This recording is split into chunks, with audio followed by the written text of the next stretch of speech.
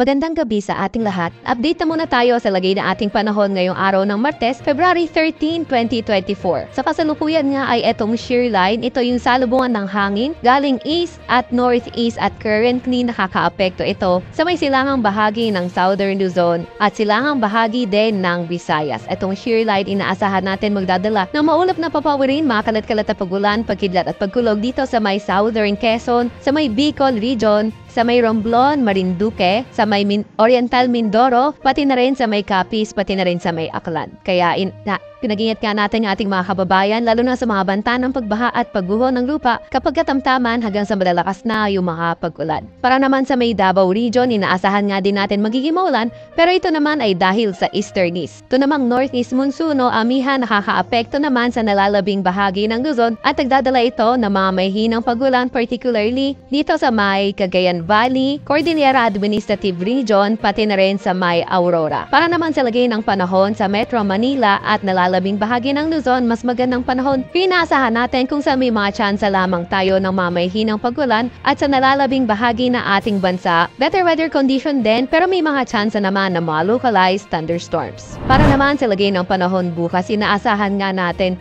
dito sa may silangang bahagi ng Southern Luzon, lalo na sa may Bicol region, posible pa rin yung mga pag-ulan na may mga kidlat at pagkulog dahil pa rin sa may shear line. Mostly dito sa may silangang bahagi ng Northern and Central Luzon, particularly sa may Cagayan Valley, pati na rin sa may Aurora, posible pa rin naman na maging maulap yung kalangitan na may mga hinang pag-ulan lamang. Para sa Metro Manila at sa nalalabing bahagi ng Luzon, partly cloudy to cloudy skies, inaasahan natin may mga tsansa pa rin na may hinang pag-ulan. Agwat ang temperatura for tomorrow sa Metro Manila maglalarong mula 22 to 31 degrees Celsius, 13 to 23 degrees Celsius sa may Baguio at 21 to 29 degrees Celsius sa may Tagaytay. 20 to 31 degrees Celsius sa may Lawag, 20 to 28 degrees Celsius sa Tugigaraw at 24 to 28 degrees Celsius naman sa may Legazpi area. Sa may Puerto Princesa, agwat ang temperatura 25 to 31 at sa may Kalayaan Islands naman maglalaro mula 25 to 31 degrees Celsius. For tomorrow, inaasahan nga natin dito sa may Eastern Visayas, magpapatuloy na magdala pa rin yung mga paulan galing sa shear line, may mga kasama yung mga kidlat at pagkulog. At para naman sa nalalabing bahagi ng Visayas at sa may Mindanao area, better weather condition for tomorrow, pero may mga tsansa pa nga rin tayo ng mga localized thunderstorms. Agwat ang temperatura sa Cebu maglalaro mula 26 to 31 degrees Celsius, 24 to 30 degrees Celsius sa Iloilo at 24 to 28 degrees Celsius sa may Tacloban. 25 to 31 degrees Celsius sa may Cagayan de Oro, 24 to 32 degrees Celsius sa may Davao at sa may Zamboanga naman ay 25 to 33 degrees Celsius.